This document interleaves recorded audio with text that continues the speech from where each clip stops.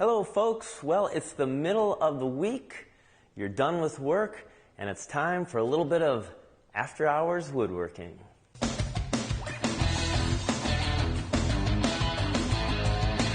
I'm your host Chad Stanton, and on this show I tell you what I've got going on in my shop, I answer some viewer email questions, and I do a little thing I like to call Should You Own It, which is a product suggestion for you.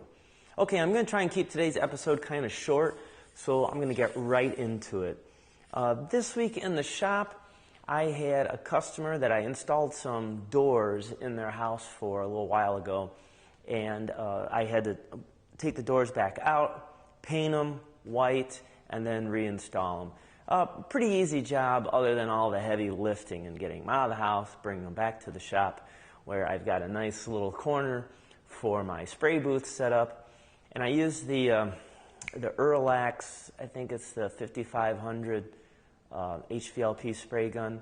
Great gun, let me tell you. I think I've talked about it in the past, but boy, did it not only make the job easy, it laid the paint on really nice, and I had very little overspray. It says 10% overspray. I think it might be more than that. But anyways, what that means is my shop isn't covered with paint dust everywhere, so it was really nice. I also am working on those 10 tabletops for a little local restaurant. And I've got most of them cut out. I'm going to do some wood trim on it, and I'll be moving on to the finish hopefully this week. And of course I'll be filming that whole thing, and you'll see an episode of that in the future. Okay, so let me get right into the viewer emails. I had a couple emails come in this past week. That some of them were rather simple questions, but this one I thought was pretty good. Now, boy, I'm going to screw this guy's name up. You know it. I know it. Conrad, you tech it? I'm going with that.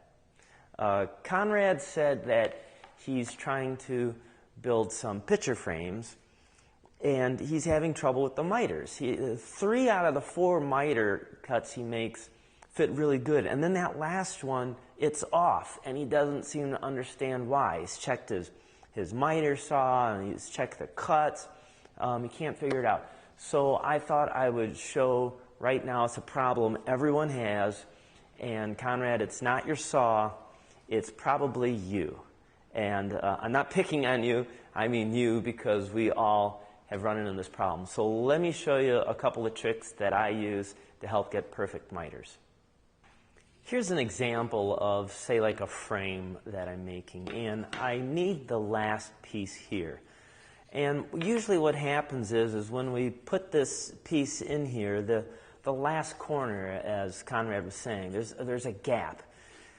So when I say it's probably you, what I mean by that is these pieces should be the exact same size. So maybe if you have them off just by a little bit, it's going to have the stick out longer, which is going to give you a different angle.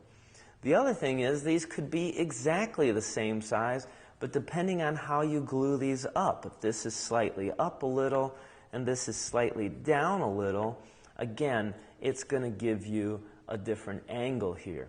So what I like to do is for my last piece, I typically leave it long. And what I'll do is I'll set this in here.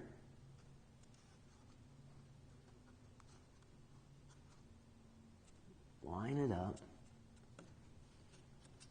And then what I'll do is I'll take a sharp mechanical pencil, or you could use a knife if you want, and score across that. Okay, so we can see my angle there. Let me just darken that in so you all can see a little bit better. So we'll say that's my line. Okay, now when I go to my miter saw, I don't put the saw right on it and cut it. What I'll do is I'll cut over here first, away from it. Now if I cut it and I see that it's not parallel, let's say that this was my 45-degree cut from the saw. If it's not parallel, well, I know I need to adjust the saw blade over. And again, I'll keep making cuts until it's exactly parallel going across. I'll put a little video at the bottom of this. It kind of slightly touches on that. And so then I make my cut until it's parallel. Now the other thing you can do is if you make your cut and you still have a small little gap, what I like to use is, so this is my mitered shooting board. I have a piece in here that's 45 degrees, and I can place, turn this around so you can see it. I can place the workpiece in it. And what I would do is, let's say that I had a gap in the back when I was fitting my frame together.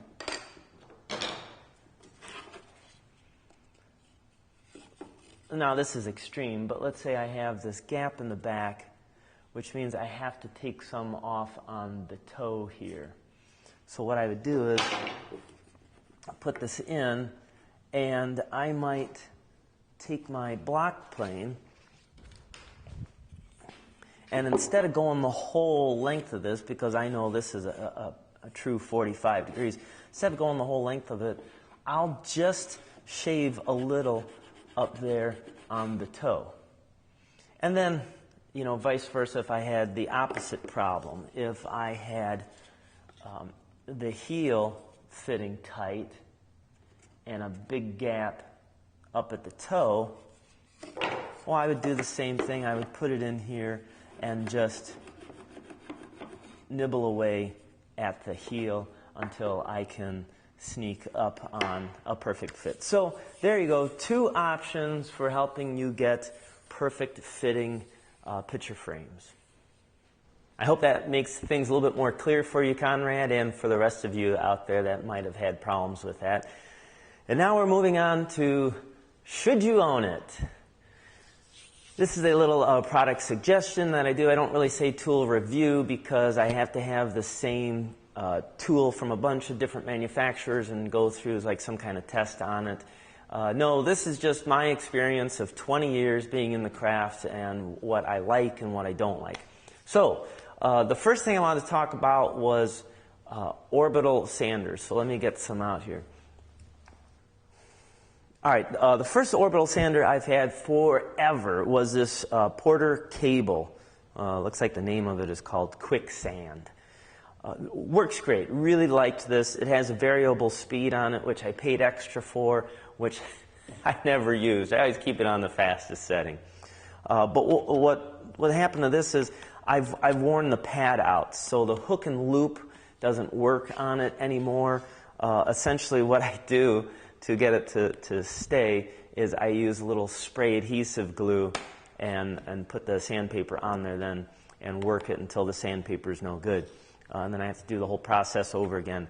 It's really just a matter of me getting online, finding this model, finding that pad, and ordering a new one. It's not a biggie, but it's just something I kind of overlook until I actually need it. So that's how I make it go. I got then a rigid orbital sander. And, of course, you notice this is not one. I got the rigid one, and it worked well. It worked well while it worked. I think I had it for about a year, and then the main shaft on it snapped. It's utter junk now. That was really disappointing because I did like how it was performing. But it's no good if they don't last. Now, I do think it has the lifetime warranty thing on it. I could probably send it in, but you know, at this point, I just feel if it happened once, it's probably going to happen again. Maybe premature thinking on my part. Maybe I just got the one faulty one, but I don't know. I just thought I would try something different. So I just picked up this weekend because I've got those tabletops coming up. I just picked up a DeWalt at the I can't remember the name of the store. It wasn't Home Depot. It was a local Power Tool. Bought it from Power Tool. They had a tent sale going on this past weekend. Bought it, and we'll find out. They tell me, oh, it'll last you a lifetime. Yeah, right. But anyhow, I know DeWalt makes pretty good tools. What I wanted to mention, though, was if you're using a palm sander, which this rigid is, I sometimes like to use both, an orbital and a palm sander. If you're only using a palm sander, a couple things about this model of the rigid I didn't like. They put the switch on it from side to side versus like the Porter cable has the switch in the front. I noticed the DeWalt has the switch in the front. Maybe they've changed the model because this is an older one, but they have the switch side to side, and I don't like that because this is how I'm gripping it, and inevitably you always kind of bump it off right in the middle of your work. So that's annoying. Other than that, this guy's been working fine. The problem I've been having lately is sandpaper. So for years I had been using the 3M sandpaper that I get from my Home Depot store. And this one doesn't say it. This is professional grade sandpaper. But one of the boxes that I got, it said, you know, now with better sticking sand or longer lasting sand to it, something to that effect. Because that was the problem I was having with the sandpaper, is that the grit was falling off really fast and it wasn't lasting very long. So they upgraded and they made the sand, I guess, stay on it better. But the problem I ran into was they made the paper thinner. So I was constantly ripping through the paper. And I mean, I'm talking in no time. You just start using it and boom, you rip through it. So I was really upset over that. And the folks at my local woodcraft store suggested that I try the Festool, and I'm probably going to say it wrong, garnet, G-R-A-N-A-T, garnet paper. And I have to say, I was really surprised. The sand stays on it for a long time. I had no issue with the paper ripping. And it's really not that much more. You think Festool, because everything is expensive from Festool. Trust me, don't get me going on that. But it's really not priced that much for a Festool product. So if you're just looking for some sheets of sandpaper, great stuff right there. I do like that. Okay, that's pretty much it for today's episode. I will ask you a question. I was just kind of curious about this, so I guess question of the week. We haven't done one in a while. How much money a month do you spend on woodworking? And maybe you don't really go every month. So how much money do you spend a month, or how much money do you spend a year on woodworking? Now, I know everyone's got different price ranges. It all has to depend on our income. Trust me, I get that. And some of us, we've been set up with our tools for a long time. Like myself, I can't even really think of a tool that I want. I'm quite satisfied with everything I have. Even though it's old, it works. But you know, if you're a beginner, I'm just kind of curious, how much money do you kind of set aside to spend on woodworking? So at any rate, I'd be curious to see what that is, because I'm going to use that number to help gauge on suggestions that I make for you. I don't want to be suggesting a tool that's $400 if most of you are only spending that much money a year on it. So, at any rate. So, as always, if you have any questions in woodworking or would like to show something on Monday's show, feel free to email me at woodchoppingtime@gmail.com. And of course, as always, keep on dancing. Oh, hey, I wanted to say one more thing. I want to give a special shout out to a couple of people. The McGrath family, they made this awesome Keep On Dancing sign for me. And I wanted to express my appreciation for this, as well as John Conklin made this awesome sign for me.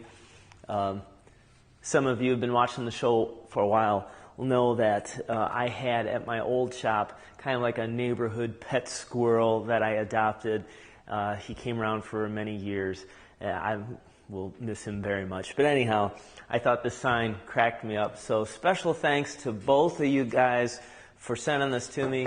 And I am at the point where I'm ready to start hanging things up in the shop. And I will definitely send you a photo of it on display. Thanks again. Okay, get back to dancing.